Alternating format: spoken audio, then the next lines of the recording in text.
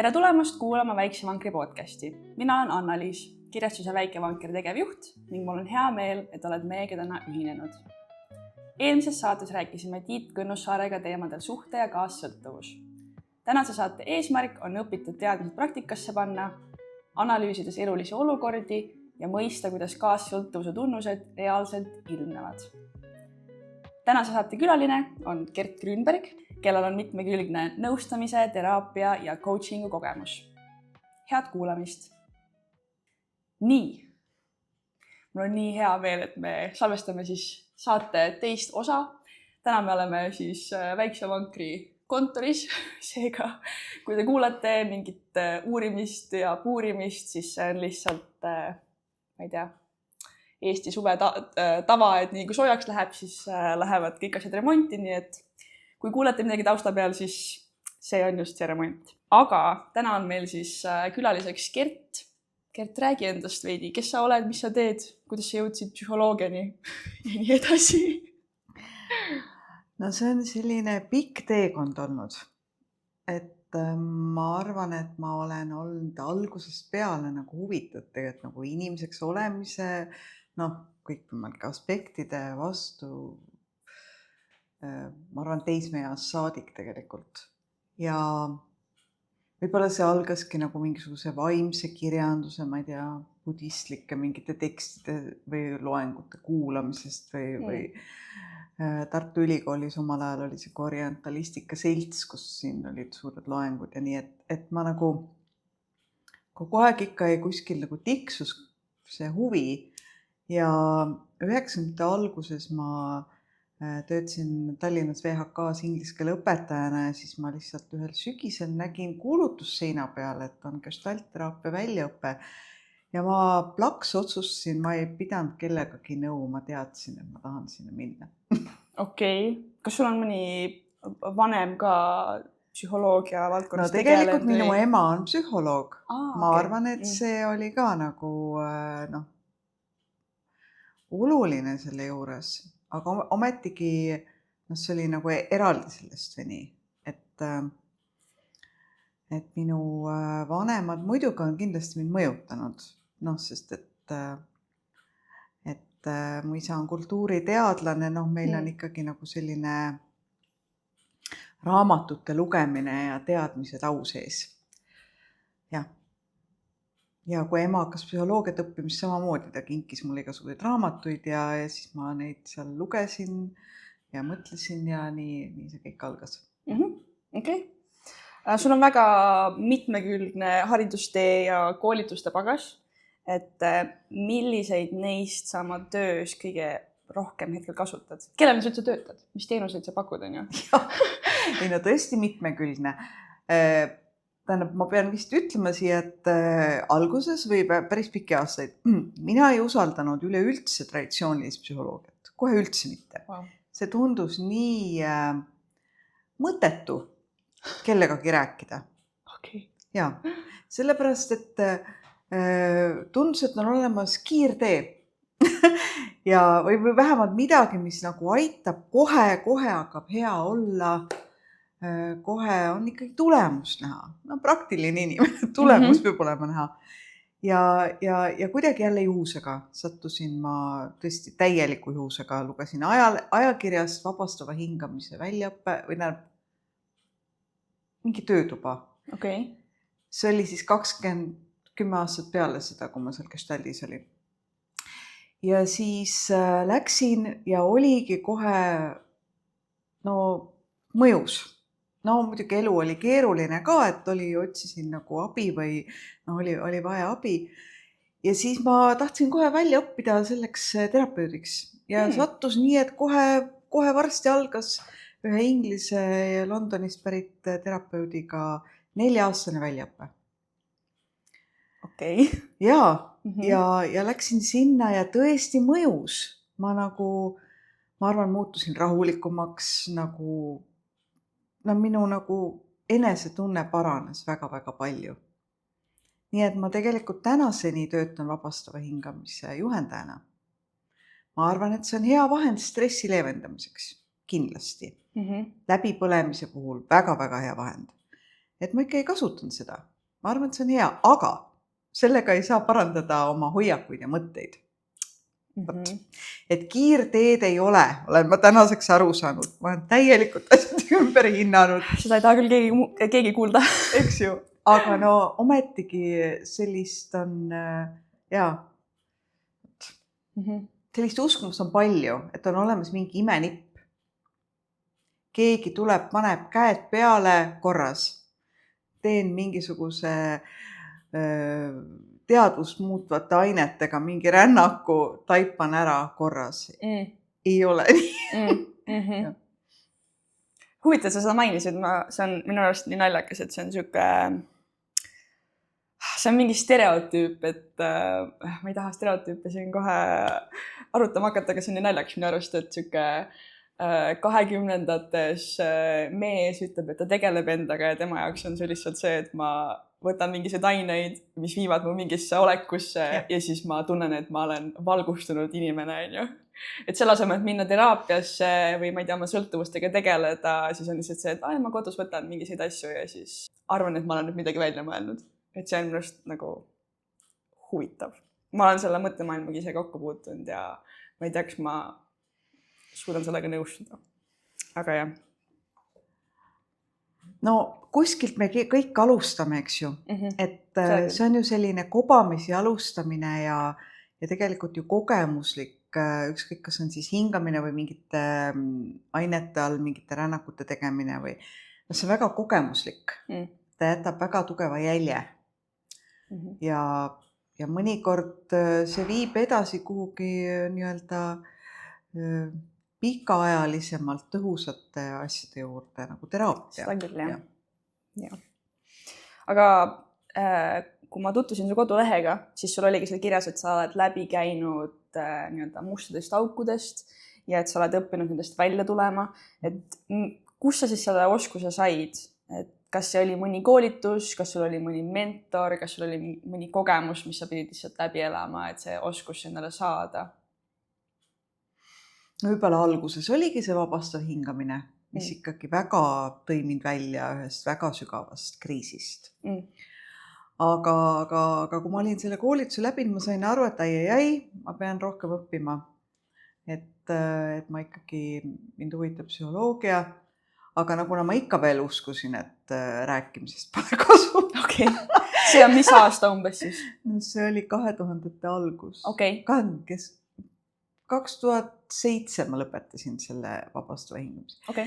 Siis ma läksin Holistika Instituuti ja ka erakooli Terviklik mina. See on siis nagu, mis ta on siis nüüd? Selline, ja lõpetasin mõlemad. See oli kokku veel 7 aastat või rohkem, 8 aastat. Ja need on head tööriistad, mis ma sealt sain. Aga ma arvan, et see muutus või su küsimus oli see, et ütle veel. Et tänu millele sa selle oskuse siis omandasid selle oskuse, et saada nendest mustadest aukudest välja? Et tegelikult ma arvan, kõige olulisem taipamine tuli siis, kui ma hakkasin kaassõltuvuse kirjandust läbi töötama massiivselt. Ma arvan, et ma olen seda meetril läbi töötanud ja mina olen see inimene, kes kirjutab kõik küsimuste vastused ja analüüsib ennast, tegeleb enesereflektsiooniga. Ja muidugi loomulikult ma käisin ka teraapias või nõustaja juures, aga see töö endaga on olnud hästi suur ja pikk. Et ma sain aru, et asjad on nagu süsteemsed. Et mina üksi ei vastuta kõige eest, et on ka teised inimesed, mina mõjutan neid, nemad mõjutavad mind. Ja nagu vastutuse võtmine selle enda asjade eest on ikkagi väga oluline. Nii, et kui ma saan õigesti aru, siis selleks, et saada ükskõik mis mustast august välja, sa pead lihtsalt vastutuse enda peale võtma, aru saama, et teised ei ole sinu olukorras süüdi ja lihtsalt pead ise leidma lahenduse. Ja ma arvan, et mõnikord selle vastutuse enda peale endale võtmist mõeldakse, et nüüd mina olen kõik süüdi ja mina pean kõik heaks tegema. Ma arvan, et selle pildi nägemine ja tegelikult mind on aidanud asjade nimetamine. Okei. Mis sa mõtled selle all? Et a la see on kaassõltuvus. Okay. Ala, see on suhtesõltuvus. Okay. See asi on vägivald. Ja Okay. kuidas siis sellega toimetada, et ma nagu, kui ma olen suutnud asja nimetada, siis ma olen leidnud tööriistad, sest kui ma ei ole osanud seda nimetada, siis ma ei ole ka saanud aru, et noh, jah, nii-öelda sellest pildist. Jah. Okei. Aga lähme siis saate teise osa juurde, et räägikski jällegi, et mis on suhtesõltuvus, mis on kaassõltuvus, et kuulaja saaks kiire ülevaate, et mis need teemad on juhul, kui kuulaja ei kuulanud meie esimest saadet, mis on täiesti okei. Et ja kindlasti ma arvan, et sinu ülevaade võib mõnirgal määral erineda näiteks Tiidu mõtetest ja ma usun, et seda oleks väga huvitav kuulda. Ja Gert kirjutas kusjuures väga põhjaliku blogipostituse ka suhtesõltuvuse teemal. Ma panen lingi kindlasti saate kirjeldusse. Nii et ma soovitan siis saate lõpus ka sellega tutvuda. Aga Gert, kuidas sina defineerid suhte- ja kaassõltuvust ja mille poolest need kaks erinevad üksteisest? Tundub, et kaassõltuvus on selline hästi suur ja lai, väga mitmekülgne teema. Ja kuna ta tuleb ikkagi lapsepõlve traumadest ja on ka nagu ta on ka päritav nii-öelda. See kaassõltuvus on nagu pall, mis liigub niimoodi ühest generatsioonist teise.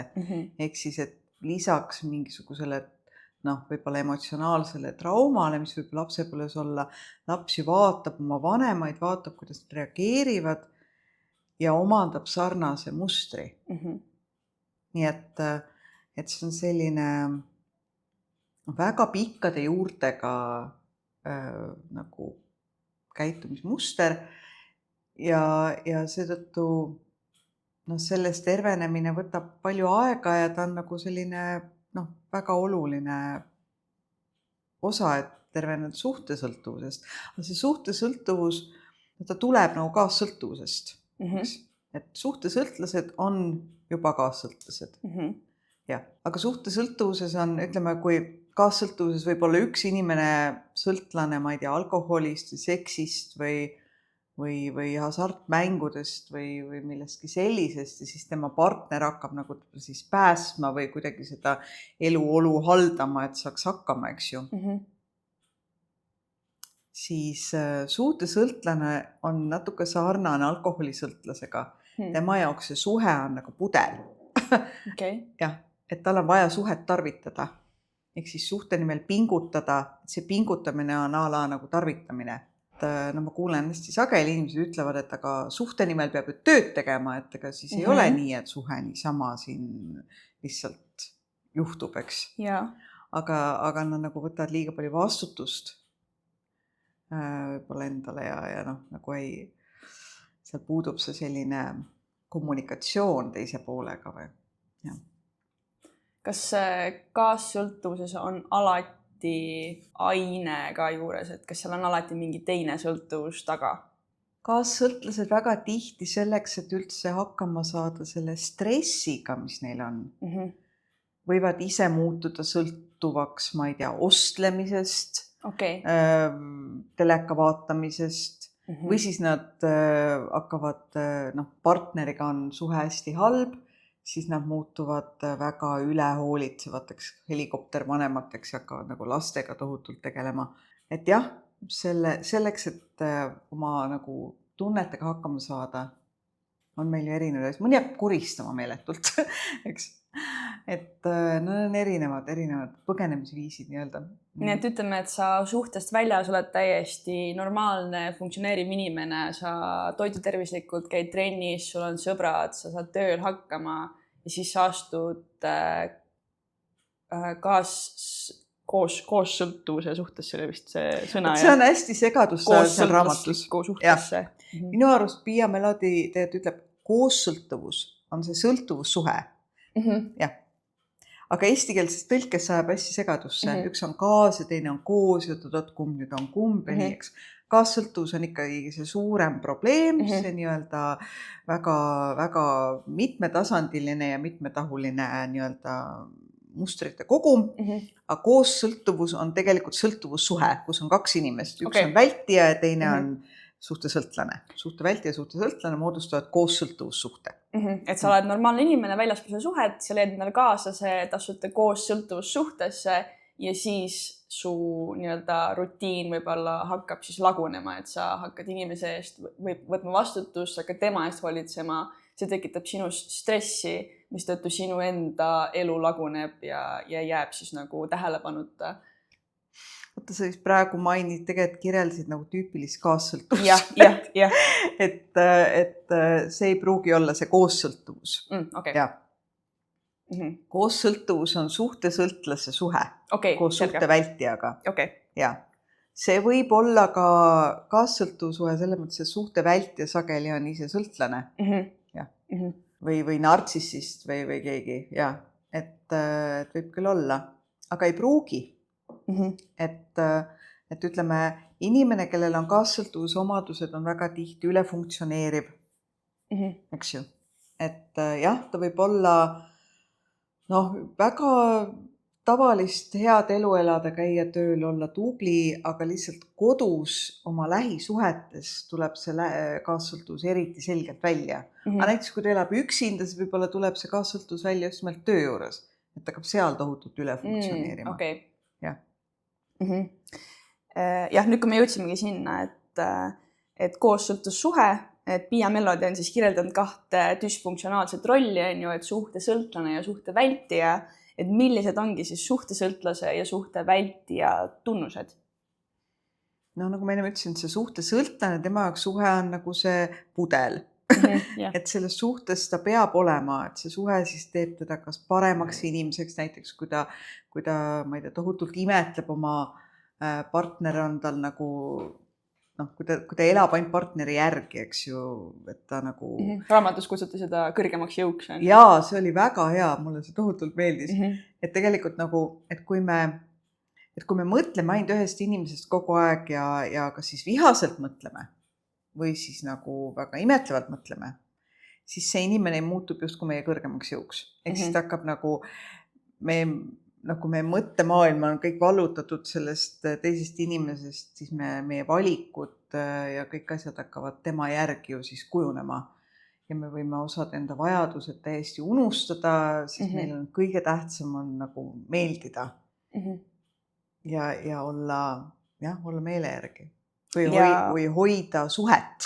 Teine asi on see. Mõnikord on nii, et me nagu vihkame keda teist, sest ta on ikkagi nagu kõrgem jõud, sest me ei mõtleme temast. Aga siis on see, et suhet on vaja hoida, kuigi et me seda partnerit võib-olla üldse ei salli.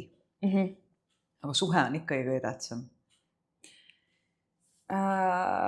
See tekitas mulle huvitava mõtte, et kui me vaatame siis naisi, kes üritavad väga olla meestele nagu meele järgi, eriti välimuse mõttes, et ma ei tea, nad on alati, ma ei tea, meik on alati peal, outfit on alati perfektne, jalad on alati raseeritud jumala eest, on ju.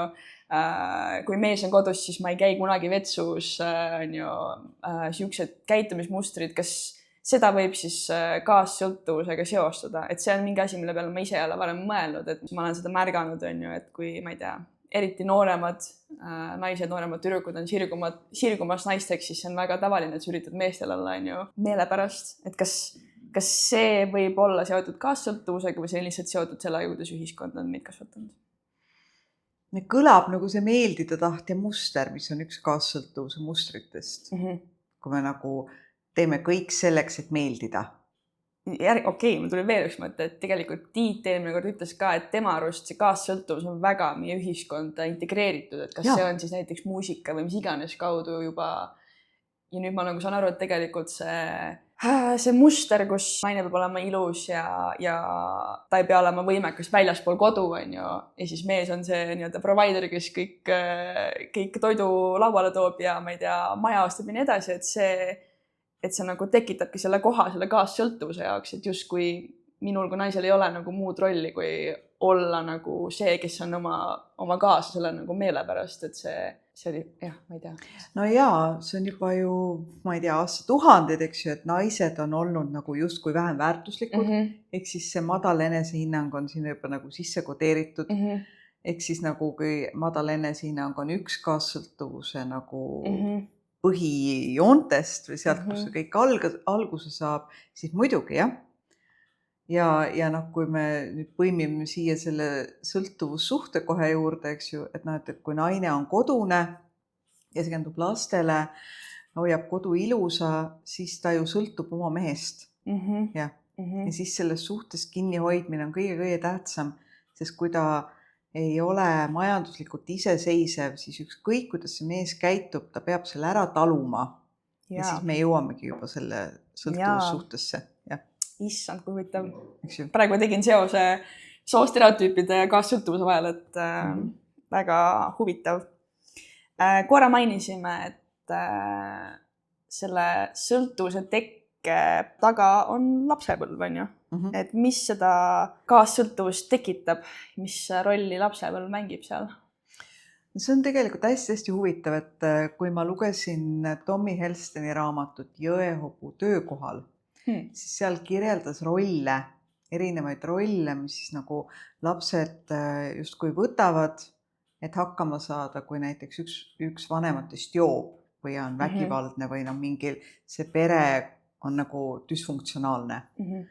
Et see oli väga silmi avav, et tegelikult need lapsed võivad käituda väga erineval viisil, aga see on ikkagi kõik nagu hakkama saamise nimel. Et noh, nii et ütleme, kui lapse põlves on selline kogemus, et tema, ta on jäänud kuidagi üksinda oma tunnete ja vajadustega mingil põhjusel. Need vanemad ei pruugi üldse olla a la väga halvad, nad võivad olla väga hõivatud või väga nõudlikud näiteks. Nad ei, et see on ju normaalne väga paljudes ühiskonnas ja nii. Aga ikkagi, et kui see laps nagu tunneb, et ta ei ole oluline, siis ta hakkab midagi tegema selleks, et olla oluline või kuidagi hakkama saada.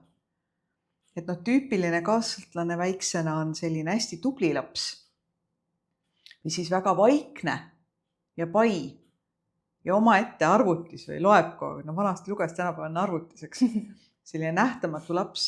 Aga tegelikult võib ka olla laps, kes hakkab protestima, on see nii-öelda murelaps või mustlammas või siis on niisugune kõva naljategija. Igal juhul, et need lapsed nagu kõigil tekib see teatud viisi kaassõltuvuslikud jooned hakkavad juba siis välja arenema. Kuigi, et ta lapsena näeb välja hoopis, ta võib igasugune olla seal. Jah. Huvitav mõelda, et nagu kõik, mis sa mainisid, on ju justkui düsfunktsionaalne, et ta on see vaikne, kes kaob ära, on tubli või siis ta on see, kes hakkab protestima või on natuke kloun, et niisuguse nii-öelda normaalne laps siis välja näeb. No tegelikult on ju see, et need rollid on normaalsed, nad tekivadki ja ütleme, kui on nii-öelda funktsioneerib peres, need rollid vahelduvad väga paindlikult, aga võib-olla mida düsfunktsionaalsem perekond, seda jäigemad need rollid on. Et inimene ta ei suuda sellest välja minna, et kui ta on nagu see saavutaja laps, siis ta terve elu ainult kütab, et tal ei ole nagu üleüldse endaga kontakti tegelikult, tal on ainult saavutada. Või siis jah. Et rollid on see on normaalne, et meil on rollid, aga võib-olla see, et me ei suuda nendest välja astuda või olla paindlikud, see ei ole nagu hea, eks. Või et me ei suuda endaga kontaktis olla. Jah, see tundub loogiline. Okei. Täna meil on väga põnev saade, sest et me lõpuks jõudsime siis selle ideeni, mis mul oli, kus ma tahaks analüüsida Redditi lugusid. Et kes ei ole veel Redditiga tuttav, siis see on sotsiaalmeedia platvorm, kus inimesed saavad siis anonüümselt arutleda eri teemade üle ja jagada oma kogemusi. Ja arutelu jaguneb siis vastavalt teemadele gruppideks või lõimedeks, inglise keeles Reddit thread, nagu see Redditi platvorm ise kutsub neid.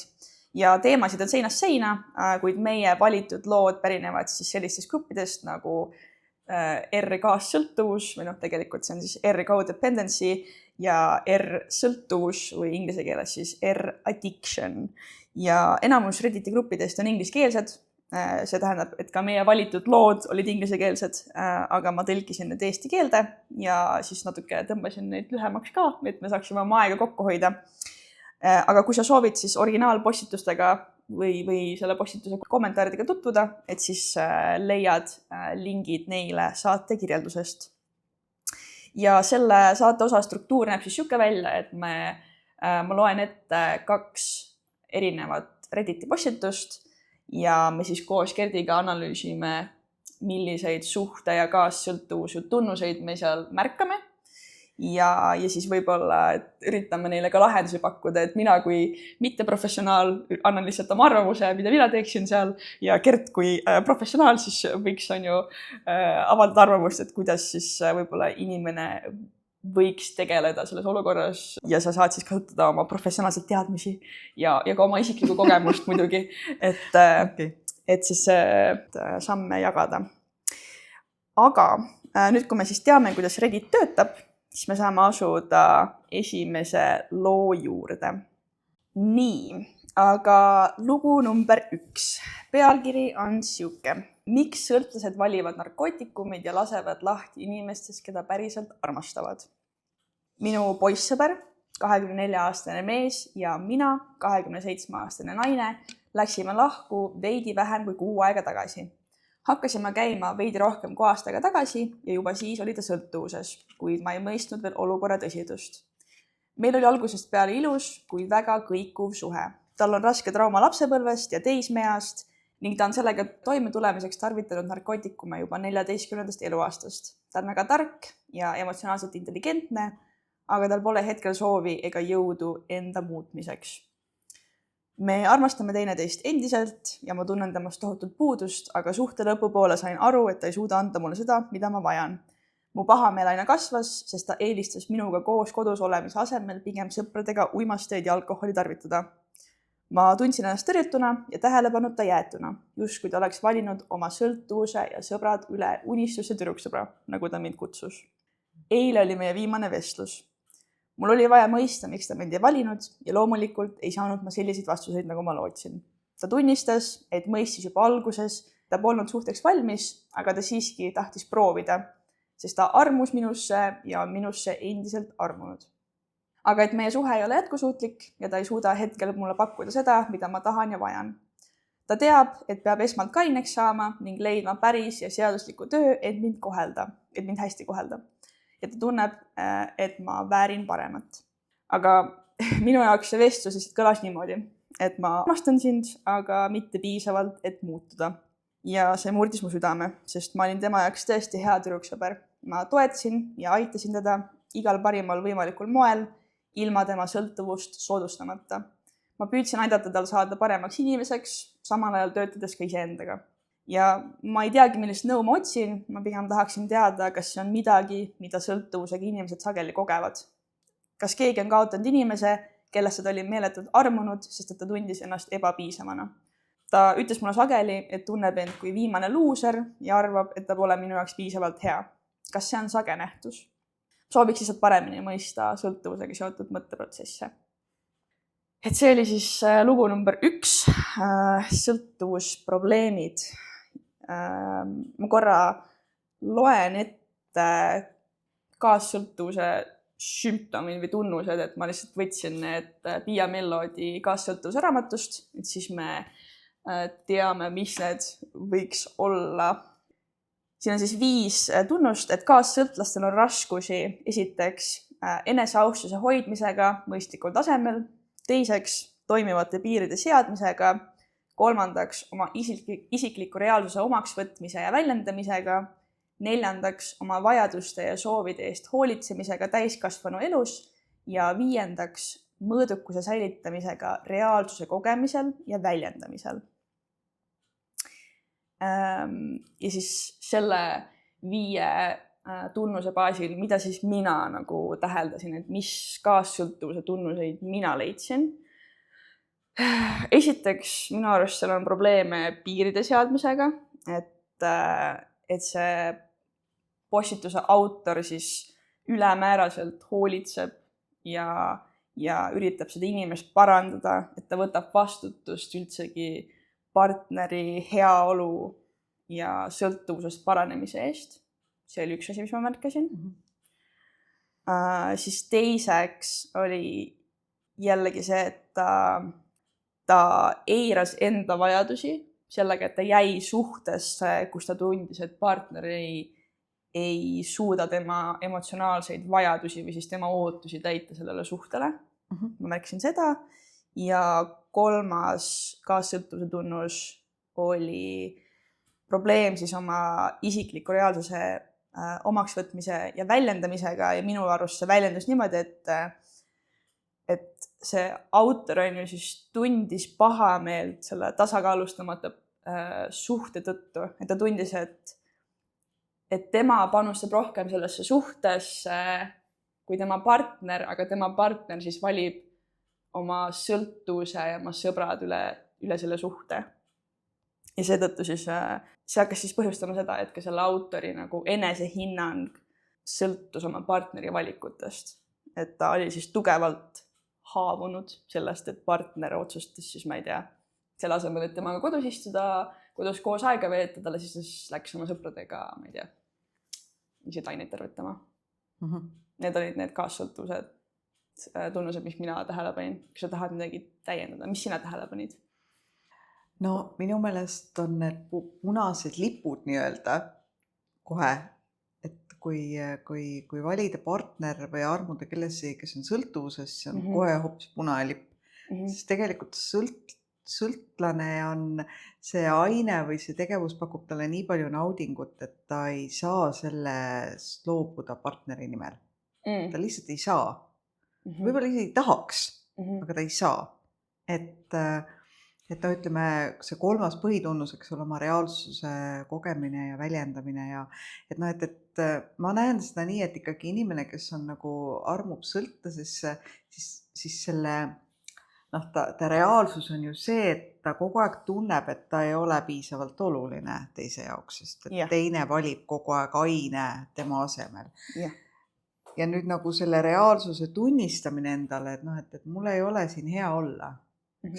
Siis me jõuame kohe selle 4. sümptomi ka, eks ole, et minu vajadused. Aga kaassõltlased, just selle Pia Melody raamatu järgi, seal on nagu väga sageli on need, kes on harjunud, et minu vajadused ei ole olulised, eks. See 4. põhisümptom on kohe seal juures, et ta on juba harjunud, et ta peab pingutama teiste nimel. Et see on kindlasti. No loomulikult madal enesehinnang. Ega selle naise enesehinnang siis kõrgem ei olnud tegelikult. Et me ju valime endale üsnagi sarnased partnerid tegelikult. Meie nii-öelda see arengutase või on suhteliselt sarnane. Nii et lihtsalt temal väljendus selle, et ta kohe tahtis hakata päästma, nii-öelda korda tegema, pingutama. Aga et see päästmine on ju ka nagu madal enesehinnangu, ehk siis selle esimese sümptomi tunnus. Ja muidugi huvitav oli see, ma panin seal tähele, et ta kohe hakkas nagu analüüsima selle mehe rasket lapsepõlve. See on minu arust väga tüüpiline. Et inimesed, kes nagu on siis, ütleme, keerulise partneriga suhtes, siis nad loevad ja analüüsivad ja see on nagu väga huvitav on analüüsida, et mis ikkagi selle partneri selliseks on teinud ja kõik, mis seal on juhtunud ja see on nagu fookus endalt ära viimine, eks. Et siis ma ei tegele sellega, aga mida mina tunnen selles suhtes? Kas minu vajadus on rahuldatud? Kas mul on okei olla? Kas mul on turvaline olla? Kas meil on koos millestki rääkida? Ei, ma analüüsin tema lapsepõlve. Jah. Et see on selline eituse vorm tegelikult.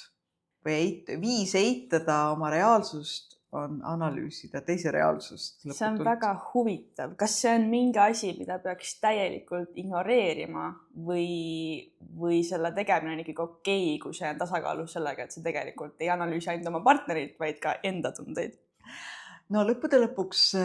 Sest võib-olla see inimene ei saa aru, et miks tal see sõltuvussuhe on sellepärast, et tal oli raske lapsepõlv. Tema lihtsalt rääkis, et ma ei tea, mul ei olnud isa või mind kiusati koolis, on ju, aga tema jaoks see ei tähenda mitte midagi. Aga siis võib-olla sina, kui tema partner on ju, saad aru, et seal on nagu mingi seos selle vahel, et miks sa võib-olla jood või kanepit suitsetad või mis iganes, on ju.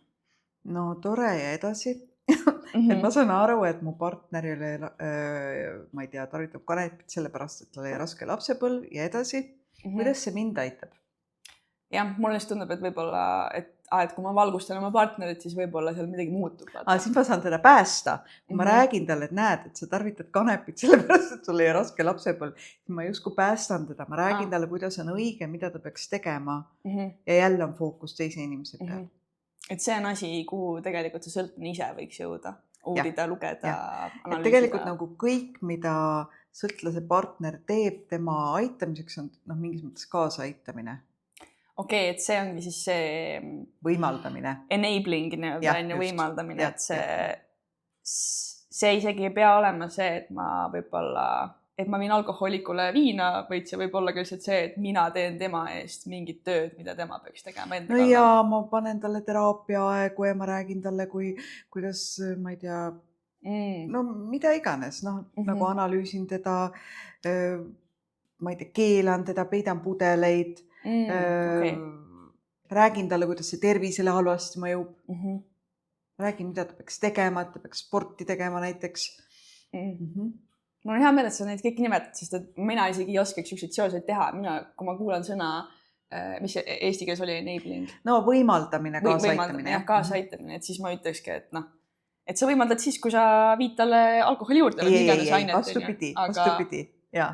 Okay. Võimaldame siis, kui me hakkame tema elu elama, teda päästma, teda parandama, temaga õiendama, sellepärast, et siis tal sõltlasel tavaliselt tekib õudne pahameel oma partneri suhtes, et mis sa õiendad, mis sa analüüsid, jäta rahule. Ja ta ei saa enam aru, et probleem on tegelikult tema sõltuvuses. Ta näeb, et probleem on tema partneris. Ja siis tema fookus läheb tema probleemilt ära, mis on see alkohol. Väga huvitav, aga kuidas siis selles olukorras käituda? Mina kohe mõtlesin selle peale, et mina olen tegelikult taolises olukorras olnud ja selle tõttu omast kogemusest pean ütlema, et mul tundub, et kõige targem on lihtsalt lahkuda sellest suhtest. Et eriti, kuna see suhe on värske, teid ei hoia kinni abielu ega lapsed, et siis postituse autoril on enda hoidmiseks kõige targem sellest suhtest väljuda. Ta on aasta aega, et aasta jooksul ei ole midagi paranenud. Ta on juba aasta aega üritanud seda inimest, oma partnerit parandada ja see ei ole mingit vilja kandnud. Et siis see on olukord, kus oleks aeg suhtest lahkuda ja et see on olukord, kus see sõltlane ikkagi, nagu me enne rääkisime, mustadest aukudest väljumine on võtta vastutus, tegeleda ise oma probleemidega ja teha see otsus, et ma siis tegelen aktiivselt oma sõltuvusega ja seda otsust kahjuks ei saa mitte keegi tema eest teha. Ei saa, jah. No, selles mõttes ma olen nõus, et kui tegemist on noorte inimestega suhe on ainult aasta kestnud, siis nagu ütleme, seda sõltlast ei ole võimalik muuta. Mitte mingi väega. Keegi teine ei saa teda muuta. Nii et partneril jääb siis nagu valida, et kas ta tahab terve elu tegeleda või olla siis nagu koos inimese, kelle fookus on mujal, kes on sõltuvushaige tegelikult, sest see on haigus, see ei ole nagu iseloomu viga, vaid sõltuvus on haigus. Nii et see on see on nagu selle partneri valik, kas siis muutuda täiesti tegelikult aja jooksul ikka väga kaassõltlaseks või mitte. Et kui ta sellest suhtest lahkub, siis ta võiks nagu minna teraapiasse ja tegeleda enda kaassõltuvuse ja lapsepõlvega. Et tihtipeale inimesed, ega siis sõltuvushaige on ju tavaliselt ka väga võluv, tark, äge inimene. Ta ei ole ainult sõltlane. Ja miks on raske lahkuda ongi, et aga need hetked, kui ta on kaine, on ta ju väga-väga tore. Et siin ongi nagu selle, ütleme, eriti suhte alguses, kui veel lapsi ei ole ja midagi otseselt ei seo, et kas ma olen nõus oma elu ohverdama selle nimel, et nagu käia kaasas see kadalipu tee tegelikult. Ja muidugi mõnikord on ju, või väga sageli on ju nii, et kui inimesed on noored ja üks nendest tarvitab, siis tema sõltuvushaigus ei ole veel üleüldse nii välja kujunenud. See ei tundu nii ohtlik. Ja me ju tuleme kultuuris, kus joomine oli normaalne. Eestis eriti, täiesti normaalne. Nii et siis nagu ka paha aimamatult võib sattuda sellisesse suhtesse. Aga antud juhul tähendab, see suhtest lahkumine, endaga töötamine ja teise parandamisest loobumine võiks olla nagu mõistlik.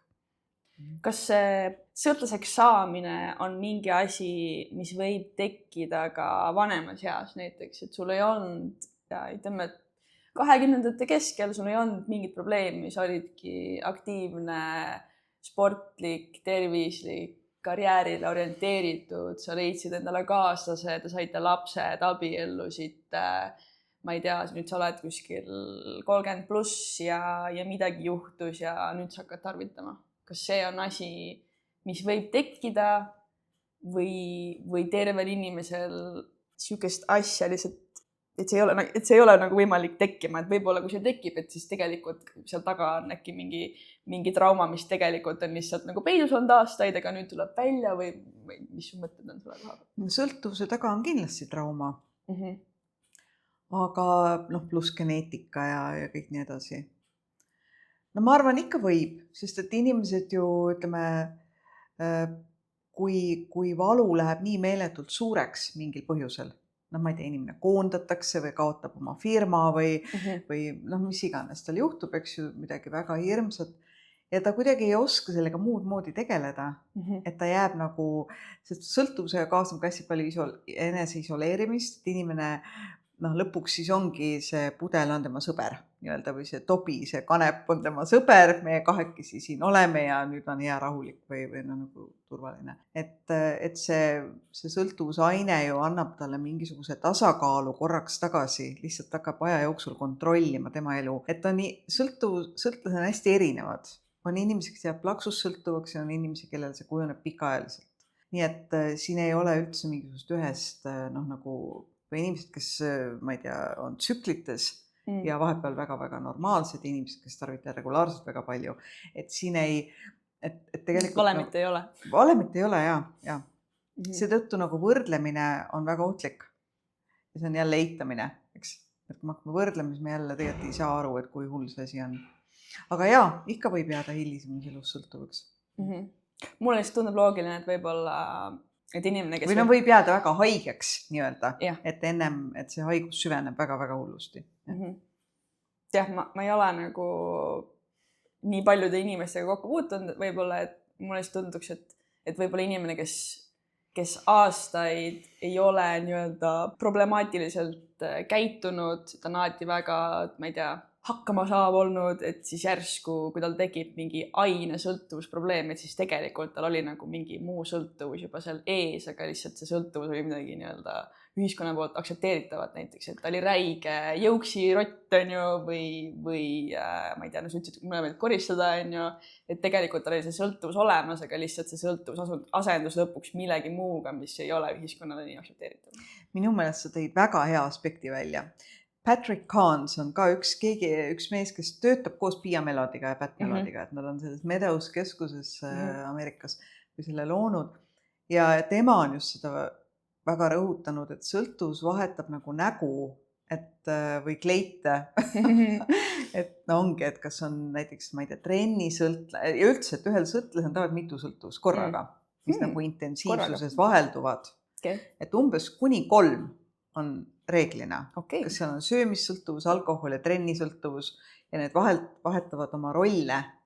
Nii et tõepoolest inimene, kes ta võib olla nooren, on näiteks olnud töösõltlane ja jõusaalis meeletult vihtunud käia ja hilisemas elus tal juhtub midagi ja siis näiteks see alkohol või kanep võtab täielikult üle. Ta jääb üksinda, ma ei tea, lahutab ja jääb.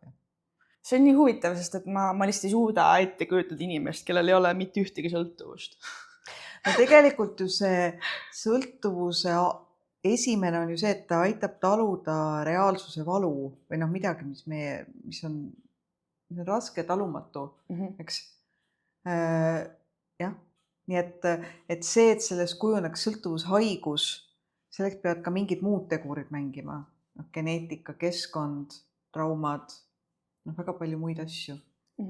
Ja see, kes jääb päriselt haigeks, sest on ju väga palju funktsioneerivaid sõltlasi, kes justkui käivad tööl ja justkui kõik on okei.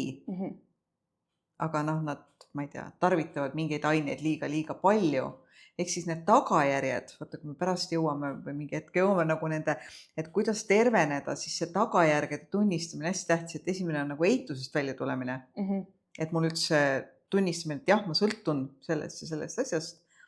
Aga teine kohe järgmine on see, et kuidas see sõltuvus on mõjutanud minu elu. Et nende tagajärgede uurimine on hästi tähtis. Nii kaassõltlastel kui sõltlastel. Ja siis mul tekib küsimus, et aga millal harjumusest saab sõltuvus? Jaa, väga hea küsimus. Et see tegelikult lähebki sageli libamisi. Et siis, kui tekib vajadus, siis on sõltuvus. Et algus on harjumus ja siis tekib vajadus. Vajadus on siis see, et ma ei saa ilma selleta hakkama, siis on sõltuvus. Et antud olukord ma pean saama seda, ma ei tea, kanepit tõmmata näiteks. Okei. Et muidu on näiteks see, et ma käin trennis, sest et mul on tore, tahab ennast liigutada. Ja sõltuvus on see, et kui ma ei saa täna jõusaali minna, siis ma ei tea. Väga närvi. Et näiteks, ma ei tea, tulen lennuki pealt, olen kohutavalt väsinud, mingi välisreis on olnud, eks ju, aga veel tund aega jõusal lahti ja olgugi, et inimene on täiesti ribadeks väsinud juba, ta läheb veel trenni ja tõmbab seal ennast teistpidi ribadeks. Ta nagu ei arvesta sellega, et tal on vaja taastuda. Ma arvan, et jah, et on hea, et me räägime nendest ühiskonna poolt aktsepteeritavatest sõltuvustest ka, sest et nagu loogiline on ju näha, et kui ta joob rohkem kui õlle päevas, siis on ta alkohoolik, on ju, aga näiteks, ma ei tea, jõusaali puhul on raske seda märgata või koristamise puhul näiteks. Et keegi ju ei ütle, et sa koristad liiga palju. Ongi, et näiteks koristamissõltuvus see on väga levinud, aga tegelikult seal on ju tagajärg on see, et ta enam ei suhtle oma laste või partneriga. Ta ainult koristab. Temaga ei ole võimalik kontakti luua. Ja ta põgeneb kindlasti muutub agressiivseks, kui sa tekitad sinna mingit segadust. No ja temaga ei saa rääkida, ei saa suhelda. Nii nagu, ütleme, nikotiinisõltlane, et temaga ei saa suhelda, sest ta on kogu aeg kuskil õues suitsetab, eks ju. Või mina kasvasin niimoodi, et meil suitsumüür oli kodus. Suhelda ei saanud, nendesse tubadesse minna ei tohtinud, sest seal oli suits. Sigaretisuits on sulle ju kahjulik. Kui lapsele, eks, oli mulle kahjulik, ma ei tohtinud sinna minna. Okei, väga huvitav. Et nagu need tagajärjed, et mis mõju on sellel sõltuvuskäitumisel nagu sellele inimesele pluss tema suhetele, kas tema pereliikmed või lähedased on häiritud mingil põhjusel sellest tegevusest. Kas midagi jääb selle tõttu tegemata? Et need on need tagajärjed, mitte ainult tervis. Okei, ma arvan, et see esimene lugu andis päris hea diskussiooni ja jõudsime kohta, kuhu ma üldsegi planeerinud jõuda. Ma sain kohe palju targemaks. Aga võtame ette siis meie teise loo, et see on kõvasti pikem, olgugi, et ma üritasin seda lühemaks teha, et siis lugeja pane ennast valmis. Ma võtan veel lonksu vett ka enne. Nii. Loo pealkiri on siis pikk lugu, tõesti pikk lugu. Pikk lugu minu koossõltuvussuhtest, selle lõppemisest ja tekkinud lootusetusest.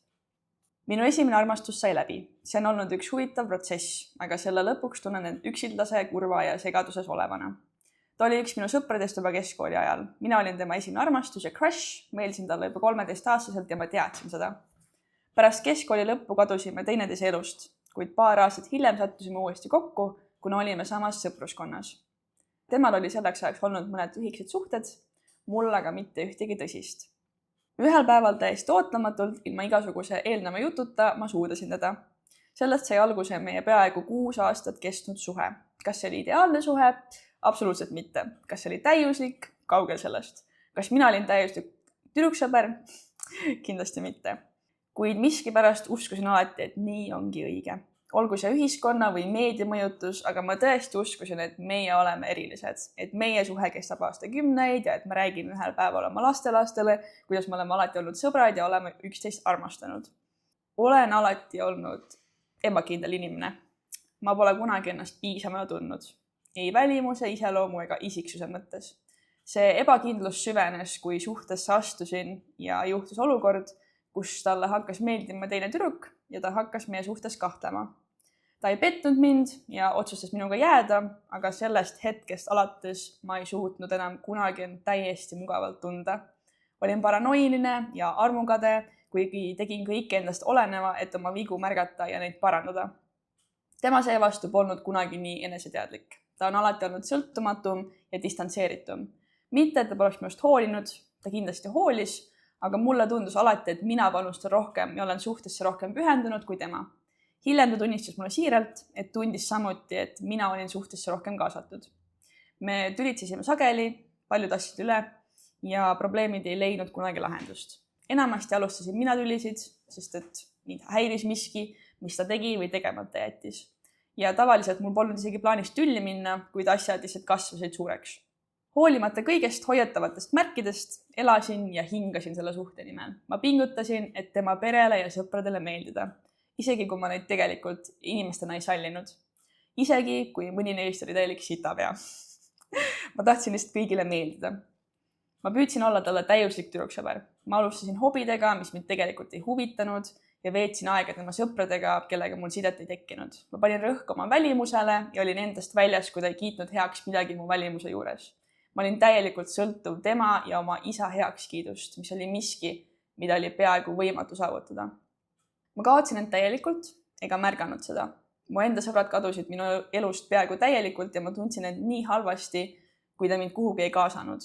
Kõik mu vaba aeg oli talle pühendatud, mistõttu ma ei suutnud luua tugevaid sidemeid oma koolikaaslaste ja kolleegidega. Kõigest sellest hoolimata ma arvasin, et ma olen õnnelik. Ma tundsin veidral moel, et olen midagi saavutanud. Uskusime mõlemad illusiooni, et oleme erilisemad kui teised meie vanused inimesed, sest nende suhted on pinnapealsed ja lühiajalised. Kuid tegelikult olid meie tülid aina sagedasemad ja emotsionaalselt vägivaldsemad.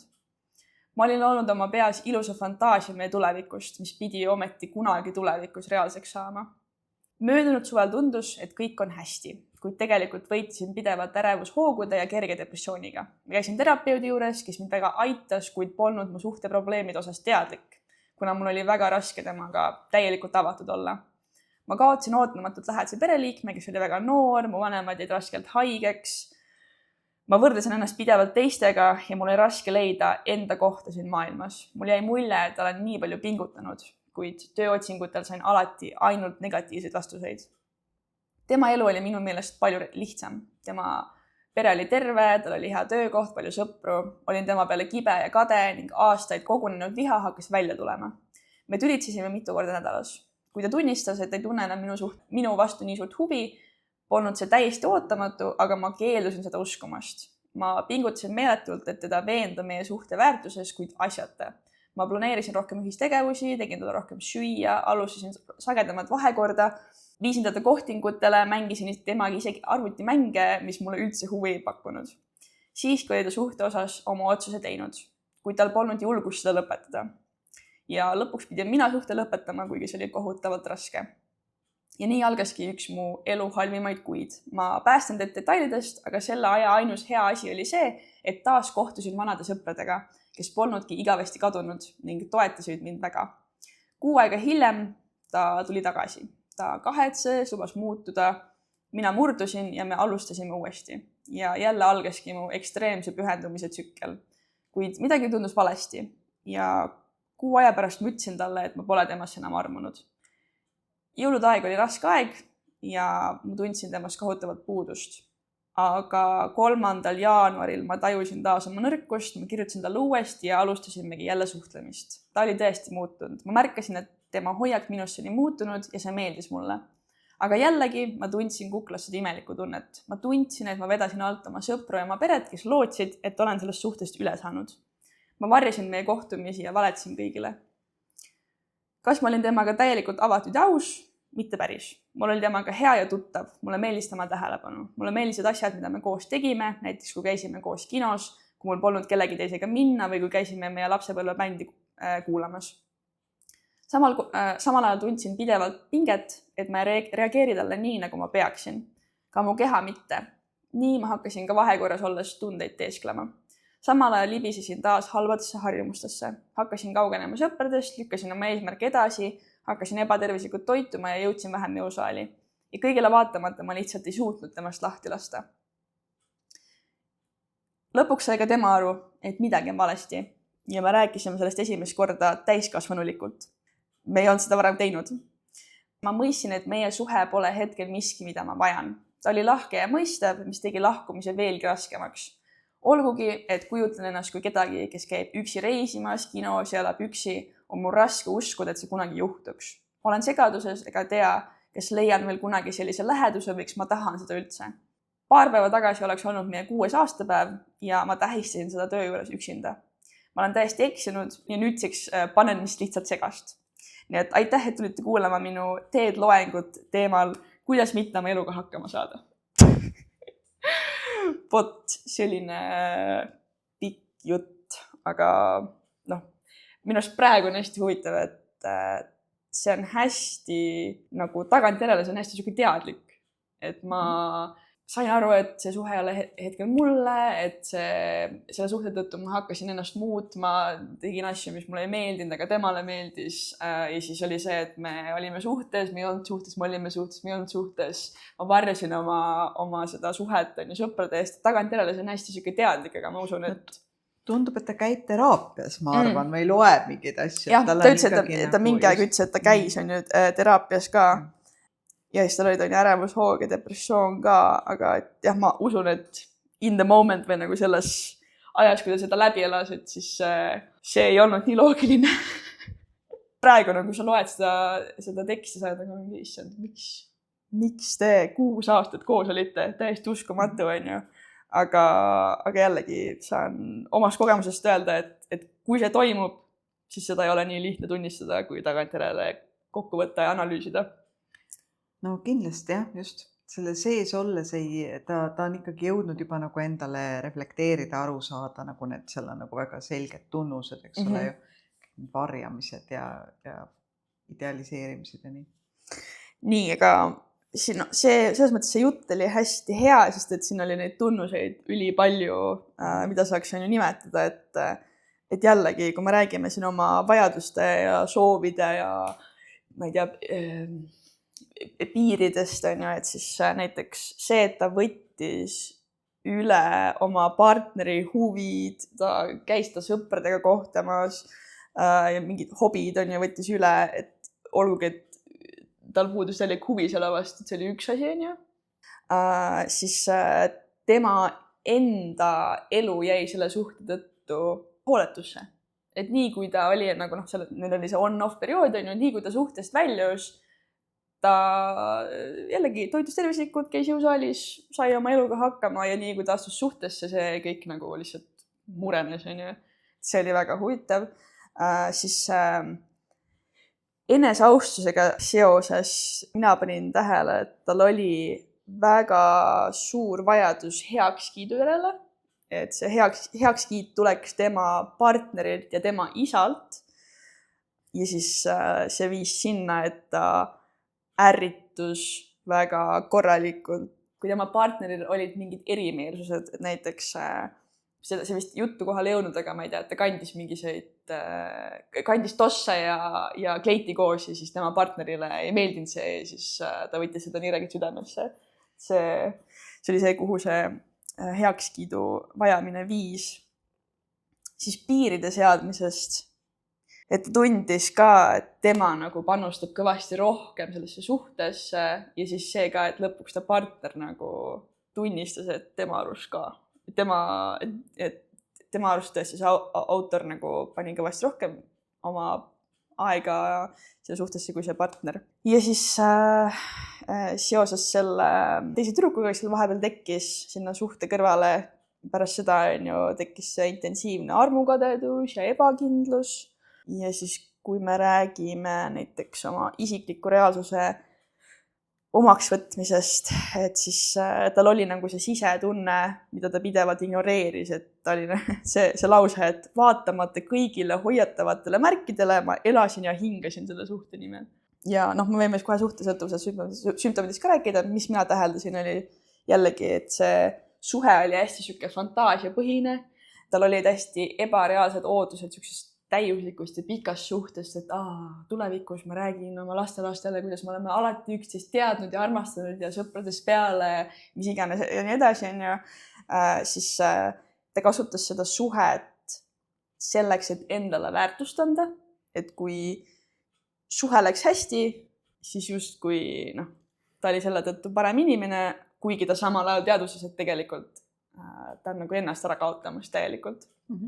Siis see tsükkel on ju seal see korduv lahkumineku ja leppimise tsükkel, et nad olid seal mitu korda suhtes ja siis lahus ja suhtes ja lahus. Siis vahepeal tekkisid tal suhtesõltlasele tavapärane obsessiivne vajadus oma suhet siis säilitada või parandada või päästa, et ta ütles, et ta pingutas räigelt, et algatas seksi rohkem, kui ta tegelikult tahtis või ta tegi talle rohkem süüa või korraldas rohkem kohtinguid ja nii edasi. Ja siis asi, mis ma tegelikult enne ka mainisin, oligi see, et see enda isiklikud eesmärgid ja tervis jäi nagu hooletusse. Ühesõnaga hästi palju tunnuseid, mis mina märkasin. Ma ei tea, mis sinu mõtted on? No mina märkasin, sa tõid selle ka välja, aga mulle kohe meenus Annie Wilson Schaef on üks Ameerika ka kaassõltuvusuurija. Ja kui ma lugesin 9 aastat tagasi selle suhtesõltuvuse praegu selle Pia Mellody raamatu läbi ja oli nagu vau, täiega, siis ma otsisin ruttu veel kirjandust ja võt see Escape from Intimacy on selline väga äge raamat ja seal räägib nagu suhtesõltuvuse 3 eri liigist, millest üks on, ta nimetas nagu romance addiction. Eesti keeles kõlab natuke jaburalt romantikasõltuvus, aga selle tunnus on just see, et inimene nagu idealiseerib, loob mingi ideaalse pildi oma sellest suhtest ja talle nii meeldib see pilt, et ta on sellest pildist nagu sõltuvuses, eks ju, et ma räägin lapselastele, kui ideaalne meil oli, eks ole, et tal on see ideaalne boyfriend, kelle elus on kõik hästi, kes on tervest perekonnast pärit ja temaga koos, siis me oleme nii ideaalsed. Et inimesed nagu satuvad sõltuvusse sellest, et me oleme pildi peal koos nii ilusad, meil on nii ilus maja ja meil on nii ilusad reisid ja me näeme koos nii ilusad välja ja nagu selle fantaasia toidab nagu seda fantaasia ideaalkujutuspilt suhtes toidab teda. Et see on nagu üsna klassikaline selline sõltuvussuhte lugu, aga siis just nagu eriliigina veel romantikasõltuvus. See on huvitav, ma tahaks siis arvata, et meil see sotsiaalmeedia nagu täiega võimaldab seda sama asja, et niikuinii kõik peab perfektne olema ja sotsiaalmeedias mina olen perfektne ja ma ei tea, mu hommikukohv näeb ka nii hea välja, et siis muidugi ma hakkan oma suhet ka seal maalima kui perfektset suhet, olgugi, et ma iga päev tülitsen ja tema joob ja karjume ja peksame üksteist. See on huvitav. Ja see tema enda ärakaotamine ka, et ta tahtis nii tohutult meeldida, jälle see meeldida tahti, eks ju. Ja meeldida tahti on ju nagu kameeleon, et ta nagu lihtsalt muutub seda värvi, nagu on keskkond ja kõik tema muu elu jääb kõrvale. Sõbrad jääb kõrvale, perekond jääb kõrvale, tema enda hobid, tema kõik muu jääb kõrvale. Ja nagu oligi, et ta oli nagu justkui purjus selles suhtes, kui ta oli suhtest väljas, oli tal okei, nii kui ta läks suhtes, ta kaotas ennast ja suhe oli siis nagu see, enne ma ütlesin, eks, et suhe nagu pudel, nagu suhte nimel pingutamine, nagu tarvitamine, et seal suhtes olles ta kaotas ennast täielikult ära. On seal mingiseid tunnuseid veel, mis seal oli sul väga hästi need välja toodud, mul on endal nii palju pikemalt kirjutatud. Et minu meelest see ka, et ta nagu ju kohe see suhe tekkis nagu plaksust, et ütleme, Pia Mellody toob välja selle, et alguses, see suhte algus on ju väga oluline koht, eks ju, et temal ei olnud ühtegi suhet olnud, noormehel juba oli olnud ja nad suudlesid, siis hakkas suhe. Aga huvitav, mis selle mehe peas käis? Et Pia Mellody toob välja, et see suhte välti ja tihtipeale alustab suhet, kas ta siis võrgutab, nii-öelda tahab äge olla ja siis tekib suhe või siis sellepärast, et tal on kohusetunne. Et kuna nad juba varem tundsid, väga võimalik, et tal tekkis see tunne, et okei, et nüüd siis võib suhet alustada, suudlesime, nii, eks ju. Et kuidagi tema ei armu nii metsikult. Tema tahab meeldida tegelikult ka. Ta tahab olla imetletud. Ja ta oli väga imetletud see mees seal, eks ju. Ja see naine nagu tahtis väga imetleda, ehk siis tal on, ütleme, kui see Pia Mellodil on see tervenemisel on nii-öelda vaja aru saada, et teine ei ole minu kõrgem jõud ja kõik ei pea minusse kogu aeg mega hästi suhtuma ja minuga olema nii lõputult kannatlikud ja kenad, et ei ole võimalik, et täiskasvanud suhetes 2 inimest on, et üks on teisega kogu aeg nii lõputult kannatlik ja sõbralik ja kena, kui ta armastab. See ei ole reaalne, aga see oli see, mida ta ootas ju, eks ju. Tema hästi pingutab ja on hästi tubli ja teeb kõik nii, nagu sellele mehele meeldib, et siis see mees on vastutusuks hästi lõpmata kena ja tore temaga. Hea, et sa selle välja tõid, see suhte algus mul läks nagu,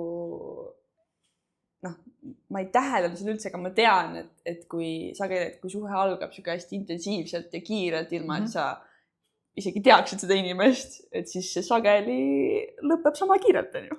Jah, või siis on väga ohtlik. Et nagu, et selles suhtes ei saa asja, sest me ei tunne seda inimest tegelikult. Ja minu meelest oli väga hea ka see kokku-lahku osa, et see on ikka väga selge suhtesõltuvuse tunnus. Okei. Vahetasime siin vahepeal mälukaarti, mälu sai täis. Aga pidime rääkima, kuidas siis selles olukorras käituda. Et mina panin siis kirja 4 sammu. Et kõige keerulisem neist, ma arvan, et tunnistada reaalsust. Et nüüd, kui tagantjärele seda juttu kirjutada, on tore ja lihtne. Sa oled juba läbi mõtlenud selle, mis sul juhtus. Aga selles momendis olles seda võib-olla raske endale tunnistada, et mis see reaalsus päriselt on. Ja jällegi, et siis õppida märkama kaas- ja suhtesõltuvuse tunnuseid oma elus. Siis teine punkt mul on õppida ennast tundma, leida kontaktis endaga, oma huvidega ja mõista, et see suhe peaks siis täiendama sinu elu, mitte seda täielikult määratlema. Ja 3. punkt on õppi seadma piire ja pane need teadmised siis kohe praktikasse erinevates suhtedünaamikates, et mitte ainult oma paari suhtes, vaid ka sõprussuhetes või ma ei tea, suhtes vanematega, nii edasi. Ja 4. punktiks panin, et lase lahti suhetest, kus sinu piiridest astutakse üle, kui sa oled neid piire, siis ma ei tea, täpsustanud teise osapoolele. Vot, see on minu 4-sammuline plaan, kuidas selles olukorras käituma peaks. No, ma ei tea, kas ma ennem ütlesin, aga see sama nüüd siis äsja ilmunud raamat Suhtesõltuvusest vabaks, ma lugesin seda 9 aastat tagasi ja siis mina taipasin, et mina olin sõltuvussuhtes 22 aastat. Ja nüüd, kui seda sama lugu analüüsida või mõelda, et mida siis peaks tegema, et ma arvan, et tunnistamine, et ta on sõltuvussuhtes, oleks väga oluline, sest et see on nagu kogu asja alus, et ta üldse sellise inimesega on nii kaua, käitub nii ja nii ja nii, eks ju, et tal on suhtesõltuvus. Hea oleks, kui talle satuks selle alast kirjandust või et ta nagu taipaks, et miks see partner selline oli, miks tema selline oli. Et see sõltuvuse tunnistamine ja sellest eitusest välja tulemine, eks ole ju. Et ei ole, mulle tundub, et ma enne ütlesin, et nagu asjade nimetamine on mõnikord kasulik, et sellisel juhul tuleks sellest kasu, sest et kui me vaatame suhet kui sõltuvust, siis me saame ka aru, miks me nagu nii meeleheitlikult või ennast unustavalt seal käitume. Ja nagu sellest tsüklist välja tuleme, tema on nüüd siin juba tulnud, eks ju, aga need võõrutusnähud, et ta ikka veel igatseb ja nii, et sellise, tal ilmselgelt oli ärev kiindumusstiil ka, et see on nagu sinna juurde käib see, et ta nagu ignoreerib kõike seda, mis talle seal ei sobi. Nagu seda partneri käitumist ja nii edasi. Muidugi selles loos ei ole eriti hästi aru saada, et mida see mees siis ikka nii palju paha tegi. Et lihtsalt on aru saada, et tema ei olnud rahul ja tema kaotas ennast. Aga et suhtesõltuvuses inimene kaotabki ennast. Et ta on nagu, see meelditud alati kameelian, eks ole, ta ongi kaotanud ennast talle ja ma ütlen selle suhtesõltuvuse tunnusega see, et ta varjab teiste ees, kui palju ta tarvitab, et tal ei ole, et mis seal tegelikult toimub, et ta ei räägi sellest. Ja, või kui ta läheb tagasi suhtes, ta ka ei räägi sellest. Isegi terapeudil ei rääkinud, mis toimub. Et ta nagu väga-väga varjas seda, mis seis tal on. Ja see on sõltlastele tüüpiline, et ta varjab seda, kui palju ta siis tarvitab või mis temaga siis tegelikult on. nii et see enda sõltuvuse tunnistamine, tsüklist välja tulemine, võrdlusnähtudega nagu hakkama saamine võiks olla nagu see esimene plokk ja siis ikka ei tegeleda oma lapsepõlvega, sest miks ta sattus üks suhtesse? Kui ta nii väga idealiseerib seda meest, et tal oli terve perekond, just temal endal ei olnud, eks? Et see terve perekonnaga edukas tubli mees annab talle selle väärtuse, sest temal endal ei ole seda väärtust. Et tavaliselt ikkagi inimesed või lapsed ka tunnevad ennast väärtusetuna, kui nende vajadused on nagu pikaajaliselt ignoreeritud. Siis tekib väärtusetuse tunne. Niipea kui mingid vajadused hakkavad rahuldatud saama, niipea tekib kohe see rohkem väärtuslikkuse tunne. Nii et nagu tervenemisel oleks tal ka oluline siis enda väärtust ja enesehoolega tegeleda, eks see on see piiridega väga tihedalt seotud asi, et kui me seame endale piirid, siis me ka hakkame ise enda vajadustest hoolitsema. Ja nagu piirame siis mingeid ebatervislikke harjumusi ja toome rohkem enda ellu neid, mis meid täidavad ja nagu toidavad. Ja julgeme ka teistele rohkem välja öelda. Et ma arvan, et see selline lapsepõlvega tegelemine oleks hästi tähtis. Et ma olen mõelnud, nagu Pia Mellode selles raamatus ütleb, et kaassõltuvusega saab tegeleda alles pärast lapsepõlvega tegelemist. Ma ka tegelikult kohati on nõus sellega, sellepärast, et minu gruppidesse, ma juhendan kaassõltuvuse tugigruppe, satuvad väga tihti inimesed ikka, kes juba on teraapias käinud.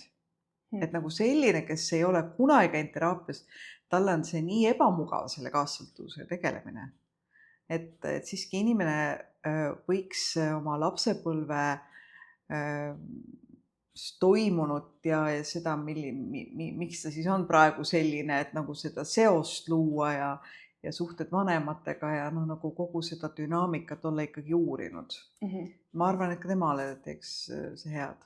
Ja need kaassõltuvuse sümptomeid, eks tal on seal neid palju, jah, muidugi see eitamine ja oma vajaduste ignoreerimine ja kõik nii, jah. Et see reaalsuse tunnistamine, nagu sa ütlesid, eks, ma näen seda tegelikult ikka sellele, ma saan aru, mis minu sees toimub, et ma oskan oma tundeid nimetada ja ma suudan ka nagu aktsepteerida seda oma tunnet. Eks see reaalsuse tunnistamise 3. sümptom, et ma oskan oma tunnet nimetada, oskan seda nagu aktsepteerida, oskan sellega olla nagu koos selle tundega, et ma ei hakka teda kohe alla suruma. Sest meie reaalsuse moodustavad ju tegelikult meie tunded, mõtted, meie kogemused, mida me kogeme. Et kui ma näiteks olen sõltuvussuhtes kellegagi, kus mu vajadus on rahuldamata, siis mul on ju kogu paha olla. Kas ma tunnistan seda reaalsust? Kas ma tunnistan neid tundeid, et mul on paha olla? Kas ma saan aru, et mina vastutan selle eest tegelikult? Et see teine inimene halvasti käitub, peegeldab seda teist inimest. Aga see, et mina seda talun, peegeldab mind. Et suhtesõltuvuse tunnus, et me talume halba käitumist, väga tähtis tunnus, seda ei peaks taluma, eks. Et tuleks midagi ette võtta, et hakkaks parem. Mis sõltuvusprotsessist vabanemise, mis need tavalised sammud on? Esimene ongi teadvustamine, ma olen sõltuvuses, jah, päriselt. Ja siis on tagajärjed, kuidas see sõltuvus mõjutab minu elu. Sest muidu ei ole inimesel piisavalt motivatsiooni. On ju küllalt palju sõltlasi, ütlevad, ole sõltuvus, ja siis, eks ju. Nagu, et sealt ta ei oska edasi minna. Et see tagajärg, et see mõjutab mu elu halvasti. See mõjutab mu suhteid halvasti, see on väga tähtis, suhete komponent.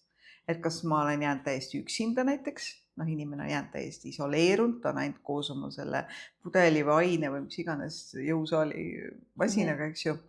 Või siis see, et tal on nagu lähedastega suhted muutunud hästi keeruliseks, sest et tal ei ole piisavalt ressursse oma lähedaste suhete jaoks. Tema jaoks see sõltuvusobjekt on tähtsam. Ja sealt edasi tulebki nagu lapsepõlvega tegelemine ja siis ka selle, võib-olla ennem oleks vaja sellest sõltuvustsüklist ka nagu aru saada, et kuidas see toimub, sest nagu enne me rääkisime, et iga sõltuvus on hästi erinev ja vahetab seal kleite, eks ju, vahetab vormi ka ja et sellest tsüklist aru saada enda puhul. Et mul väga meeldis selles raamatus, mis Pia ja Pat Mellode mõlemad ütlesid, et tegelikult ükskõik, mis puudutab energiaid või mingeid tundeid või asju, osa inimesi väga-väga tahavad tegeleda selliste energeetiliste puhastuste ja asjadega, et nad nagu milleski vabaneda. Aga et tegelikult nagu see teadvustamine, et okei, et kuidas ma käitun, mis hetkel, et see sõltuvustsükkel, et millal mul nagu läheb see tsükkel käima, kuidas ma siis käitun, nii-öelda, mis see ettevalmistus on selleks, et ma üldse hakkan tarvitama ja siis see tarvitamine, siis need pärast siis pahad tunded ja mis see päästik on, et ma uuesti sinna tsüklisse lähen. Et nagu, kuidas ma käitun, selle teadvustamine tegelikult mõistuse tasandil ja selle üles kirjutamine lausa, et mismoodi ma olen nagu käitunud, on tähtis. Ka see suhtesõltuvuses. Et analüüsida, et ütleme kõik mu suhted elus, et kuidas ma olen käitunud, mis mu päästikud on olnud, et ma üldse olen kukkunud sinna, kuidas ma olen siis selle halba kohtlemist nii-öelda talunud seal, kuidas ma olen teisest teinud enda kõrgema jõu ja et ta nagu juhib mu elu, mida ma siis olen seal kõike eitanud, kuidas ma olen käituma hakanud, kogu selle protsessi analüüsimine aitab olla kaine. Et mulle tundub, et see raamat on nagu tohutult hea, et tulla eitusest välja taibatama tsüklit. Võib-olla selle tsüklist väljatuleku jaoks tal ei ole nii häid nõuandeid. On üks teine raamat mulle väga loosungliku pealkirjaga, aga ta on eesti keeles ilmunud Leia väljapääs, leia armastus, midagi niisugust. Autorit ei mäleta. Aga seal on sellest tsüklist väljatulekuks, kuna sinna on jube kerge tagasi kukkuda. Mida vägivaldsem suhe, mida õudsem suhe, seda tugevam nagu see trauma side tekib ja sellepärast inimesed saavad välja. Et jah, et selles tolles raamatus on nagu päris praktilised nõuanded, kuidas välja tulla. Okay. Sest see tagasi kukkumine on siin selles loos ju ka, eks, et muudkui kukkus tagasi. Et ta ei saanud sõltuvusest välja. Okei. Saime Reddit storidega tututud, analüüsitud. Lähme siis järgmise osa juurde, milleks ongi tegelikult see suhtesõltuvusest vabaks raamat. Et mina ja sina oleme mõlemad seda raamatut lugenud. Mis oli sinu jaoks kõige mõjuvam avastus või idee?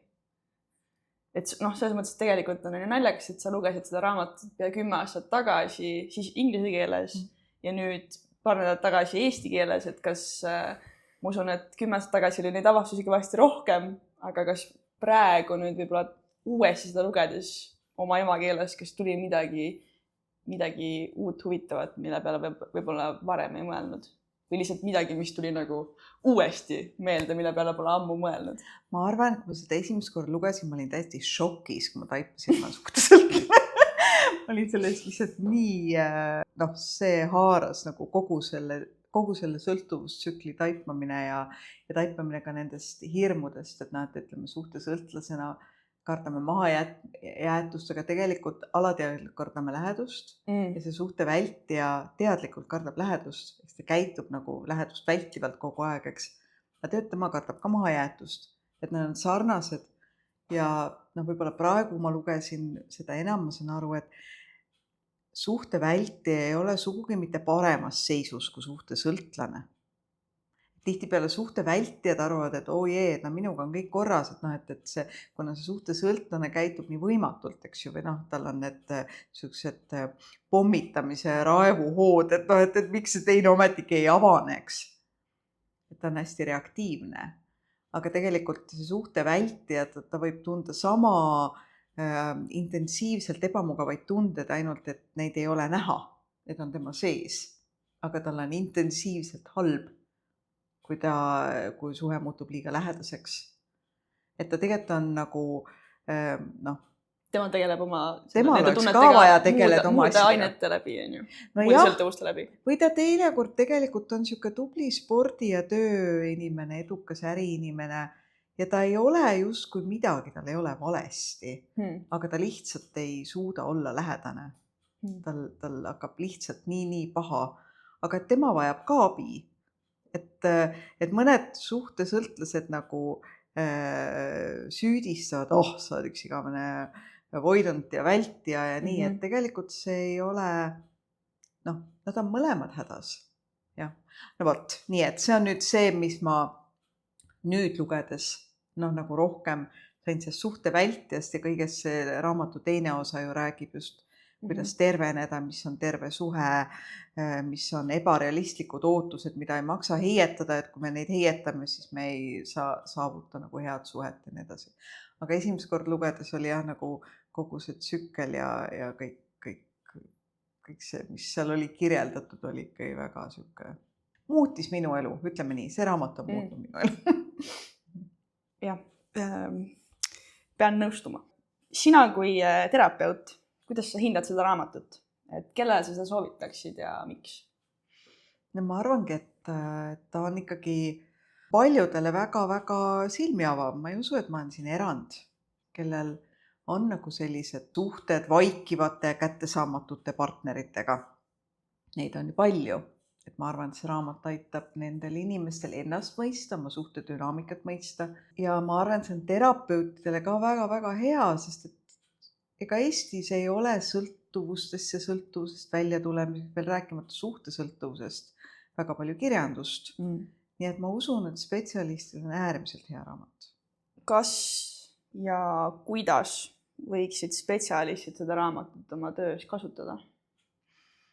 No ma mõtlesin kohe näiteks EFT ja imagoterapeutidele, et nemad ju tegelevad sama teemaga, natuke teise kandi pealt, aga et neile võiks selle kindlasti väga-väga hea. Et siin on ju päris punktilt selgitused, kuidas sealt tsüklist välja tulla ja mida teha. Et on ikkagi väga praktiline raamat. Sa oled tegelikult maininud päris mitmeid erinevaid raamatuid juba samal teemal, erinevaid autoreid. Ongi, milliseid raamatuid ja milliseid autoreid sa soovitad lugeda, et õppida rohkem gaas- ja sõltuvussuhte kohta? Ma töötaksin välja ühe teema, millest me vist täna ei ole rääkinud. Okay. On seksisõltuvus. Et seksi aetakse hästi sageli armastusega segi. Et kui on hea seks, on hea armastus. See on armastus. Patrick Kahns on üks autor, kes on uurinud seksisõltuvust. Et noh, kuna meil on siin tantra ja kõik on väga-väga levinud, siis tegelikult see on ka suhtesõltuvuse üks nagu alaliik on see seksisõltuvus. No, et ma olen suhtes seepärast, et on hea seks. Et kaassõltuvuse alaliik on suhtesõltuvus ja suhtesõltuvuse alaliik. Jah, on. Et noh, nagu see, et inimesed on suhtes, nad hoiavad suhtes kinni sellepärast, et seal on hea seks.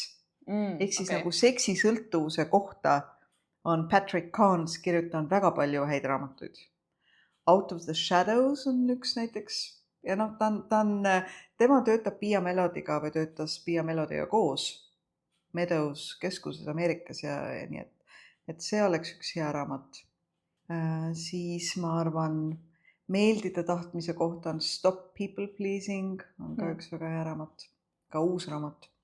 Siis mulle väga meeldib Darlene Lancer, on üks selline autor, kes on kirjutanud päris palju nartsissismist ja kaassõltuvusest. Et need kaks asja on ka väga-väga palju koos. Eesti keeles on ilmunud raamat Emotsionaalne vaimne vägivald, mis räägib ka kaassõltuvusest selles mõttes, et piirialase isiksushäirega ja ka nartsissistidega seal on sellest ka juttu. Koos elavad inimesed tihtipeale on kaassõltlased. Et suhtesõltuvus muutub väga tihti vägivaldseks, nii et seetõttu nagu see emotsionaalne ja vaimne vägivalla raamat või väärkohtlemise raamat oleks väga kasulik, et aru saada, et tegelikult siin toimub selline ilma sinikateta vägivald. Sest mida rohkem, mida pikem suhte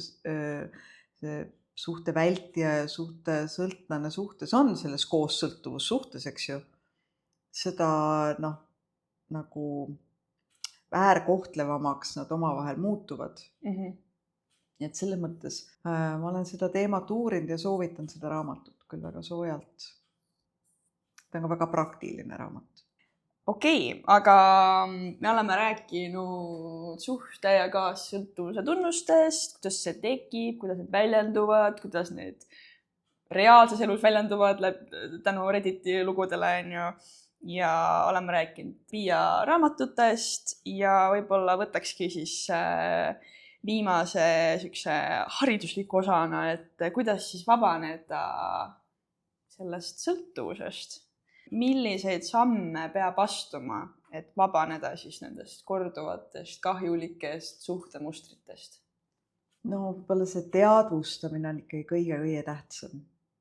Et esimene punkt on alati nii-öelda eitus, kui inimene ütleb, et ei, mul ei ole sõltuvus, mul on lihtsalt siin suur armastus ja kirg ja natuke keeruline ja nii, eks. Et sellest eitusest välja tulemine, et arusaamine, et mis siis toimub. Et siis ma usun, et see podcast ja paljud muud ja raamatud on selleks väga-väga head või vestlused inimestega ja võib-olla ka tegelikult ikkagi, kui inimene on suhtesõltuvuses ja ta kellegagi ei räägi, siis ta ei saa ka abi, eks ju. Et võib-olla nagu teistega rääkimine on ikkagi tähtis. Isegi kui mõned sõbrad julgevad öelda oma arvamust, see on ka tähtis, sest mõnikord me oleme enda jaoks selle nii ära ratsionaliseerinud, et mingisuguste hullemate suhetega võrrelnud, et me nagu ei saa aru, kui hull tegelikult olukord on. Jah, nii et eitusest välja tulemine ja siis nagu selle antud juhul siis oma kaassõltuvuse, suhtesõltuvuse tunnistamine ja jälle ma kordan, et need tagajärjed, et kuidas see on mõjunud. Et muidu me ei saa välja tulla, muidu me kukume kohe tagasi. Ütleme, et ikkagi see on ju armastus ja meil on lapsed ja perekond on tähtis. Ja. Tagajärgede vaatamine, oma tsükli vaatamine, nagu ma ennem rääkisin. Kas teraapia peaks olema üks kohustuslik osa sellest? Kindlasti. Et ikkagi keegi, kes on nagu baariterapeudiga töö või siis sõltuvusnõustaja või kaassõltuvusnõustaja töö kindlasti. Keegi, kes tunneb nagu seda valdkonda, sest kõik terapeudid ju ei tunne ka, aga et leida keegi, kes tunneb, pereterapeut, baariterapeut, sõltuvusnõustajad, et nad on nagu, et keegi, kes ikka adekvaatselt oskab peegeldada ja küsida ja ikkagi nagu seda teemat edasi uurida, et päris üksinda sõltuvusest ei vabane. Et sõbrannadest, kes su kaaslas ei piisa. Sellepärast siis läheb jälle fookus sellele, et tema on süüdi. Et teise süüdistamisest loobumine on üks tähtis osa. Me ei saa terveneda senikaua, kuni me näeme süüd ainult teisel inimesel. Siis ei ole tervenemine võimalik. Et ikkagi selle oma osa nägemine on tähtis ja selle osa teadlik muutmine on tähtis. Ja. Aga ütleme, et sa oled siis oled seda tunnistanud, oled seda omaks võtnud, oled hakanud analüüsima neid tunnuseid, neid mustreid, mida sina teed igapäevaselt oma suhetes, et mis siis edasi, et kas sa siis võtad mingi osa sellest, oled nagu mingi, rohkem ma seda ei tee või nüüd ma tegelen selle probleemiga või selle tunnusega ja kui sellega on nagu enam-vähem ühel pool, siis võtan järgmise tunnuse või kuidas see... Ma arvan, et inimesed on erinevad, aga et see on ikkagi eluaegne töö. Okay. See on ikka pikk teekond. Et endale võib-olla tasuks seada eesmärk, et milline tunnus minu elu hetkel kõige rohkem nagu bussi keerab. Ehk siis halvasti mõjub. Sealt võiks ju alustada ja enda mõtete, käitumiste muutmine, nagu ka enda väärtuste uurimine, et mis mulle tähtis on ja eesmärkide seadmine ja siis vaikselt nagu, see on ju põhimõtteliselt nagu umbrohu, peenra puhastamine umbrohust, et see tuleb kogu aeg tagasi, aga teda on vaja nagu järjepidevalt puhastada, et sellest harjumusest vabaneda. Et siin ei ole mingit lühi võluvarianti, võlukepiga seda ära ei tee. Mingit bootcampi ei ole, et 2 päeva workshopina olen vaba. Jah, et kui me oleme selle väiksest peale selgeks õppinud, siis selle ümber harjutamine võtabki aega. Ja siin tuleks olla endaga väga sõbralik ja kaastundlik ja kindlasti on vaja terapeute ja häid sõbrannasid ka lisaks, kes ka tegelevad endaga, eks ju. Mitte ainult ei kiru seda su partnerit. Pia Mellodi ütles, et suhtest väljumine, koos sõltuvussuhtest väljumine ehk siis lahkuminek võib olla üks osa sellest paranemisprotsessist, et mis sinu jaoks see reaalsus on, kas inimesed, kes sinuni jõuavad selle probleemiga, kaassõltuvusega, suhtesõltuvusega, kas enamus neist ikkagi läheb lahku selleks, et paraneda või see on niisugune pooleks, et pooled jäävad suhtesse sellest, kus nad on ja pooled lähevad lahku või kas enamus ikkagi lähevad lahku? No minu arust Piia tõi välja, ma korraks hüppan tagasi, et tõi välja huvitava asja, et kui suhe on väga-väga mürgine, siis tasuks kaaluda suhtepausi. Ma arvan, et see on mõistlik, sest sõltuvussuhe võib muutuda väga-väga mürgiliseks ja toksiliseks. Aga minu juurde jõuavad inimesed on erinevad. Mõni jääb koosellu, aga hakkab väga palju enda eest hoolitsema, oma vajaduste eest, oma hobide eest. Oma enesehinnangus käib teraapias, käib psühholoogias, käib erinevates kohtades, tõesti tegeleb endaga. Ja väga toredasti terveneb. Olen aastate jooksul näinud, tõesti hea meel. Ja mõned jälle lähevad lahku ja see on see väga suur asi, sest et kui suhe on väga-väga toksiline, siis enesehinnangut hoida normaalsel tasandil, kui suhe on väga toksiline, on keeruline. Ütleks nii, et võimatu. See ei ole ju turvaline. Jah. Et on erinevaid. Kas deitimine, kohtingutel käimine, uute suhete otsimine samal ajal, kui sa tegeled suhtesõltuvusega, kas see on võimalik? Mille järgi sa saad aru, et see on võimalik või see hetkel ei ole asi? Ma arvan, et inimene peaks õppima oskama hoida oma piire, oma emotsionaalseid piire ja ka ennast õppima väljendama, mis on ju piiride nii-öelda üks osa, et me väljendame, et mulle ei sobi, kui sa nii, ma ei tea, teed või naa teed või nagu, et deitimine on tegelikult ju väga hea testimine, et kui terve ma juba olen. Kas ma lasen ennast, kohe lähen kukun meeldida tahtmise mustritse, kas ma julgen öelda ei, kas ma julgen välja öelda, mis mulle meeldib ja mis mulle ei meeldi, mida ma tahan ja mida ma ei taha. Et ma arvan, et see ei ole halb, aga hea nõu on deitida mitme inimesega korraga. Et siis on nagu võrdlus ja öelda ausalt välja, et datingi mitme inimesega korraga, aga et ma nagu praktiseerin tegelikult nagu reaalselt oma uusi mustreid, mida ma tahan sisse harjutada. Ja õpin inimesi tundmast, et ega tervenemine ikkagi toimub praktikas kõige paremini ju. Nii et kirjutan, et kuule, tahad lähme kohtingule, mul on vaja natuke harjutada. Sorry, suhet ei tule, aga mul on natuke harjutada vaja. Aga tegelikult väga palju seal kohtingu äppides on ju ka neid katsetajaid. Jah, ei selles mõttes küll jah. Et minu arust see on palju toredam, kui sinuga ollakse avameelne, et hei, ma olen siin katsetamas ja ütlen sulle kohe ära. Mitte, et ma kuidagi hoian siin konksu otsas ja siis järsku kaun ära või mis iganes. See on see vältiv käitumine, eks on ghosting. Ja jätan mulje, justkui olen väga huvitav ja siis kaun ära. Vist saime vastuse kahjuks sellele küsimusele, aga mu küsimus oli, et kas suhtesõltuvusest saab täielikult terveks või on see elukestev protsess? Ma arvan ikkagi, et saab, sest see on ju konkreetne sõltuvus. Et kui kaassõltuvus on niisugune lai ja sellega nagu väga mitmepalgeline ja mitmekihiline, siis sõltuvus suhe, sõltumine suhtest, et ainult suhe annab mulle selle väärtuse. Suhe on see, mille nimel ükskõik milline see suhe on, aga võt see inimene on nii, ma ei tea, tark või nii seksikas või nii rikas, et ma pean siin edasi olema, eks. Sellest ikka saab vabaneda. Sõltuvusest tervenemine on ju väga tähtis eesmärk elus, kui inimesel on sõltuvus. See on ju enese kaotamine, see ei ole mingi ennast armastav käitumine olla sõltuvuses.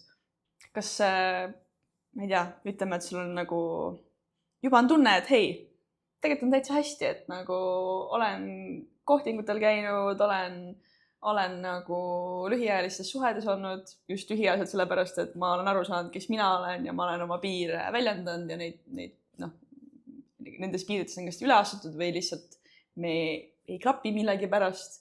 Et kas võib jääda mulje, et sa oled paranenud ja siis järsku tuleb mingi eriti powerful, ma ei tea, eriti ilus, eriti rikas, eriti võimekas inimene, kes su sinna tsüklisse nagu tagasi viib. Tagasilangus on ju ikka võimalik. Aga nüüd ongi jälle see, miks ma ennem ütlesin, et teadmised ja teadlikkus on tähtis. Et kui me oleme kõik selle läbi töötanud, läbi kirjutanud, läbi nagu rääkinud oma terapeudiga kõiki neid aspekte, et kuidas ma sinna kukun, ma märkan seda tegelikult ennem. et hea aga see on võimalik, et see inimene viib su tagasi nagu esimesele tasemele, et sa oled nagu, sa isegi ei saa aru nagu, et see juhtub. Ta on lihtsalt nii nagu lummav, et No tema ma puhul arvan- isegi ei pane tähele nagu enam.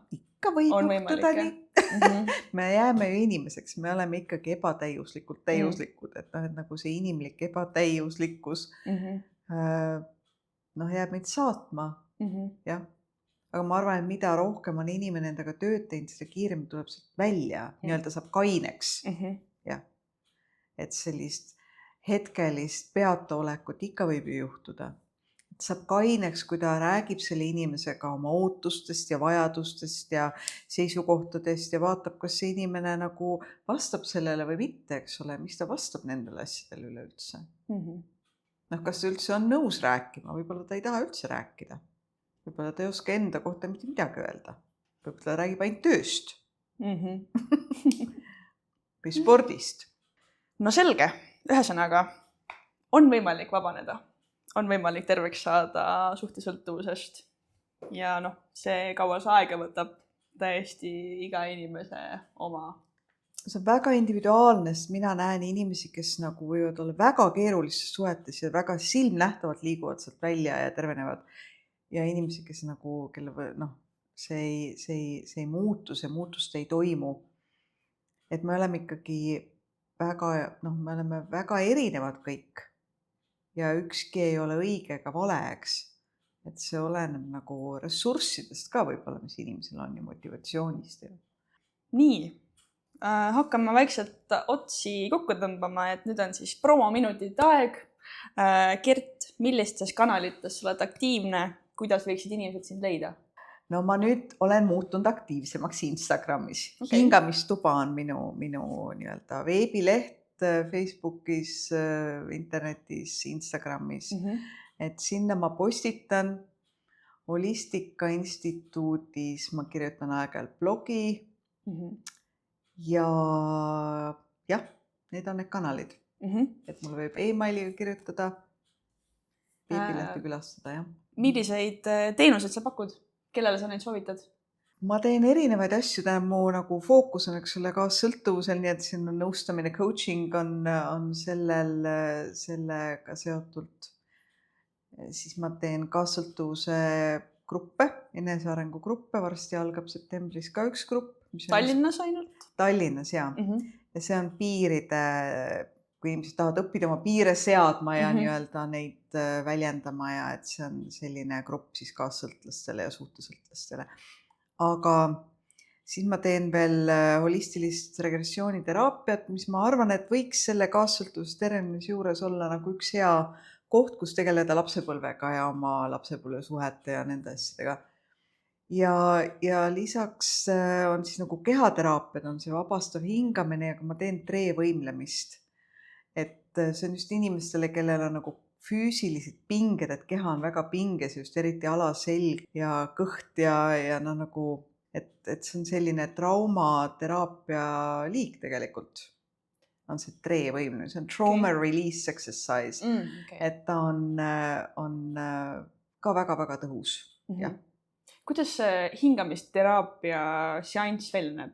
No minu seanss näeb välja selline, me ennem räägime, nii et tegelikult me tihtipeale ma kombineerin seda selle kaassõltuvuse nõustamisega näiteks, et me ütleme, kui inimesed käivad minu juures nõustamisel, et mul on väga palju harjutusi, enesereflektsiooni harjutusi, mida ma olen ise tõlkinud paljudest kohtadest. Et nad teevad neid kodus neid harjutusi ja me arutame neid ja pärast siis on see hingamisseanss. Et seda saab kombineerida, jah. Või ma kombineeringi. Okei, väga äge. Ja peamiselt siis tegeled Tallinnas, aga kas sa mingeid videovõimalusi ka pakud neile, kes Jaa, ma teen seanssi Zoomis, jah. Aga Tallinnas on mul Kaubatänaval on teraapiatuba. Nii et seal. Nii et kellel on huvi, teate, kust Gerti leida. Väga hea. Ja muidugi, kuna see on ikkagi Väikse Vankri saade, Väikse Vankri podcast, siis ma pean promoma meie head kombot, et siis kasutades koodi Pia Melody on raamatute suhtesõltuvusest vabaks ja kaassõltuvuse hind kokku vaid 38 € ja transport siis Omniva automaati ka tasuta. Ja lõpetuseks siis kuulaja, kui sul on küsimusi, sul on võib-olla huvitavaid Redditi lugusid, mida me saaks analüüsida, sa tahad jagada oma kogemusi, oma tagasisidet või soovitusi, siis sa saad neile edastada vormi kaudu, mille lingi ma jätan siis saate kirjeldusse. Ja tulevikus me kindlasti planeerime saatekülalistega veel niisuguseid reaalseid olukordi analüüsida ja anda soovitusi, kuidas siis olukorras tegeleda. Ja kui sa soovid anonüümselt jätta olukordi enda elust meile analüüsimiseks, siis sa saad seda samuti selle vormi kaudu meile jätta. Nii et tänan sind, Gert, et sa võtsid selle aja ja tulid Tallinnast, et mind ja meie kuulajaid harida ja et sa kirjutasid nii pika ja põhjaliku postitusega meie blogisse, et kindlasti kuulaja, mine loe, väga hea lisa sellele podcastile. Ja ma tänan sind, kuulaja, et sa võtsid aja meiega ühineda ja kohtume taas järgmises episoodis. Ning kui sa nautisid seda episoodi, siis kindlasti jaga seda ka oma sõpradega ja kellega iganes, kes sellest võiks mingit kasu saada. Tšau!